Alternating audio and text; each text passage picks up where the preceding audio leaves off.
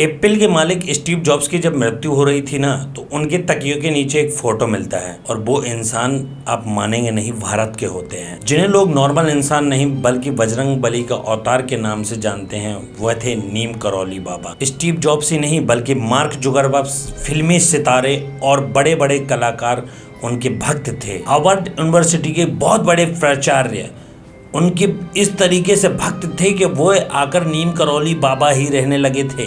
नीम करौली बाबा इतने ज्यादा चमत्कारी इंसान थे कि उन्होंने पानी को ना घी में बदल दिया था।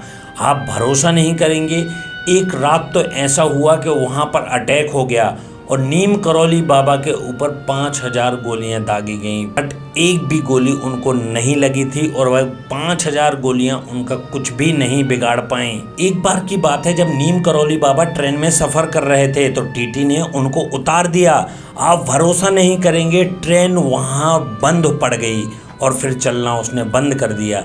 दोस्तों, आज मैं इसी टॉपिक पर बात करने वाला हूं। जो हमारे टॉपिक है वो है नीम करौली बाबा, जिनके चमत्कारों के बारे में हम बात करेंगे, जिनकी कुछ कहानियों के बारे में भी हम बात करेंगे। अगर आप इधर तक आ गए हैं तो वीडियो को पहले लाइक, शेयर एंड चैनल को सब्सक्राइब कर दीजिए और बढ़ते हैं हम आगे। आप भरोसा नहीं करेंगे, आज जो मैं स्टोरी बताने जा रहा हूं, आप सचमुच उनकी कहानी सुनकर आप आश्चर्यचकित हो जाएंगे कि वाकई में नीम करौली बाबा ऐसे भी थे, इतने चमत्कारी इंसान थे क्या, कि आज भी देश विदेश के बड़े बड़े पढ़े लिखे इंसान उनके मुरीद हैं और भक्त हैं, आज भी उनके दरवाजे आते हैं। नीम करौली बाबा का नाम है श्री लक्ष्मी नारायण जी, जो कि उत्तर प्रदेश में अकबरपुर गांव में रहते थे। उनका जन्म करीब 1900 के आसपास हुआ था। उनका 11 से 12 वर्ष की आयु में ही विवाह करवा दिया जाता है, लेकिन विवाह के कुछ टाइम बाद ही उनका मन शारीरिक सुखों से उठता चला जाता है। यानी कि मान लो वह जीवन की मेन कड़ी को समझ गए थे। उन्होंने विवाहिक और संस्कारिक सारी चीजों को छोड़कर वह अपने घर से चले गए। कुछ सालों बाद जब एक बुजुर्ग उनके घर के आसपास आया तो उन्होंने उनको पिता को बताया उनका पुत्र ना इस तरीके की जिंदगी जी रहा है और इस तरीके से रह रहा है। तभी उनके पिताजी पुत्र मोह में उनको वापस ले आए। पिताजी के वापस लाने पर वह आ तो गए थे, पर फिर भी वह अपना घर में गृहस्थ जीवन में मन नहीं लगा पा रहे थे। फिर इस बार उन्होंने डिसीजन लिया कि वह फिर से घर से जाएंगे, पर सबको बता कर जाएंगे। और इस बार उन्होंने घर को छोड़ा, सबको बताकर छोड़ा। और जब इस बार उन्होंने घर को छोड़ा तो फिर वह कभी घर वापस लौट कर नहीं गए। एक प्रकार से उन्होंने सारी मोह माया और सब कुछ का त्याग कर दिया। फिर बाबा जी ने अपना जीवन हनुमान चरण में सौंप दिया और इसके बाद उन्होंने कई धाम और कई मंदिरों का निर्माण कराया, जिससे सबसे पहले उन्होंने कैंची धाम का निर्माण कराया, जो कि नैनीताल में स्थित है। वह मंदिर आज इतना चमत्कारी मंदिर है कि आप भरोसा नहीं करेंगे, वहां कोई भी इंसान जाता है और उनकी मुरादें वहां पूरी होती हैं। मैं स्टीव जॉब्स का किस्सा आपसे शेयर करना चाहूँगा। स्टीव जॉब्स के एक दोस्त होते हैं जो कि भारत में और नीम करौली बाबा से जुड़े हुए होते हैं। स्टीव जॉब्स को बोलते हैं कि आप इतनी परेशानी में हैं तो आपको नीम करौली बाबा जाना चाहिए। स्टीव जॉब्स जब भारत आते हैं तो उससे पहले ही बाबा समाधि ले चुके थे। इसके बाद जब स्टीव जॉब्स यहाँ से जाते हैं तो उनके बिगड़े हुए काम सारे बनने लगते हैं और फिर वो बड़े बड़े आइडियाज़ पर काम करते हैं और एप्पल कंपनी का वहीं से ही उत्पन्न होता है। बहुत सारे लोग ये बोलते हैं और कई आर्टिकलों में भी ये चीज़ें मैंने देखी हुई हैं। लोगों का यह मानना है कि नीम करौली बाबा के आशीर्वाद से ही यह कंपनी आगे बढ़ी है। एक बार की बात है, जब नीम करौली बाबा अपने बहुत बिगड़े दिनों को काट रहे थे, तभी नीम करौली बाबा एक जगह जाते हैं और वहाँ ट्रेन पे चढ़ जाते हैं और ट्रेन चलते चलते टीटी वहाँ पर टिकट मांगता है। उस टाइम अंग्रेजों का शासन था। वहाँ पर टीटी ने बाबा जी से जब टिकट मांगी तो उनके पास टिकट था नहीं और टिकट ना होने पर वह टीटी गुस्सा हो जाता है और चैन खींचकर बाबा जी को नीचे उतार देता है बीच जंगल में। इसके बाद ट्रेन चालू नहीं होती है। बाबा जी सामने खड़े होते हैं और ट्रेन चलना बंद हो जाती है। बहुत मशक्क़त टेक्नीशियन के बाद जब लोग इकट्ठे होने लगते हैं कि आखिर बात क्या हो गई है, तभी एक व्यक्ति उसमें से निकल कर आता है और वह टीटी से बोलता है कि आपने नीम करौली बाबा जी को नीचे कैसे उतार दिया है। अब आपका ट्रेन आगे नहीं बढ़ेगा।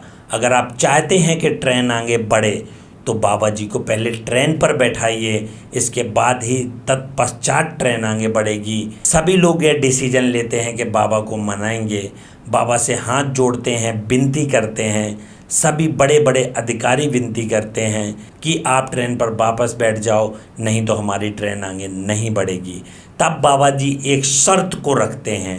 वह बोलते हैं कि हमें यहाँ अपने आसपास एक रेलवे स्टेशन चाहिए। अभी नीम करौली नामक स्टेशन के लिए वह अधिकारी वादा कर देते हैं, जहां आज भी स्थित है। आप गूगल पर सर्च कर सकते हैं। इसके बाद में आपको एक और ऐसा ही दूसरा चमत्कारी किस्सा सुनाने वाला हूं।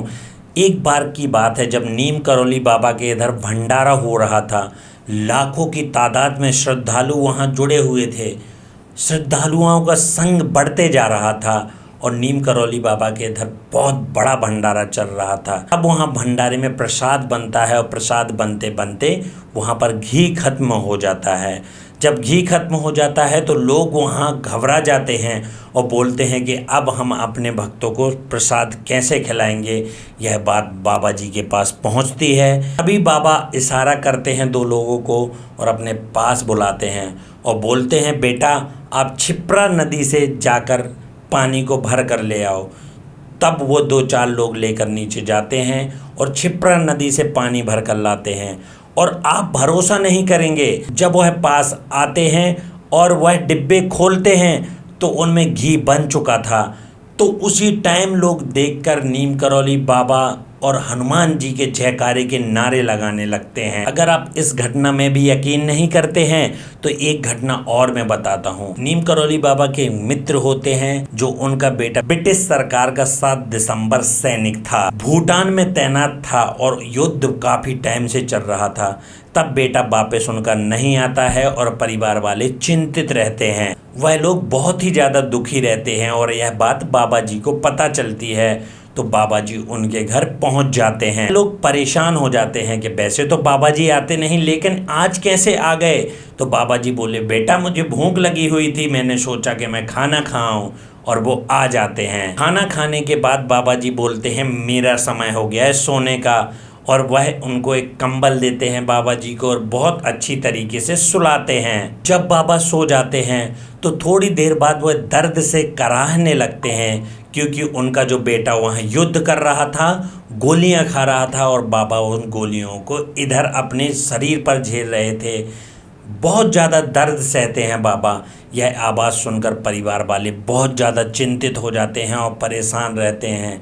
पर क्या होता है कि वह जगा नहीं सकते हैं बाबा को, उनको पास नहीं जा सकते हैं, क्योंकि उन्हें लगता है बाबा जी गुस्सा ना हो जाएं। सभी लोग बाबा के आसपास रात भर बैठे रहते हैं।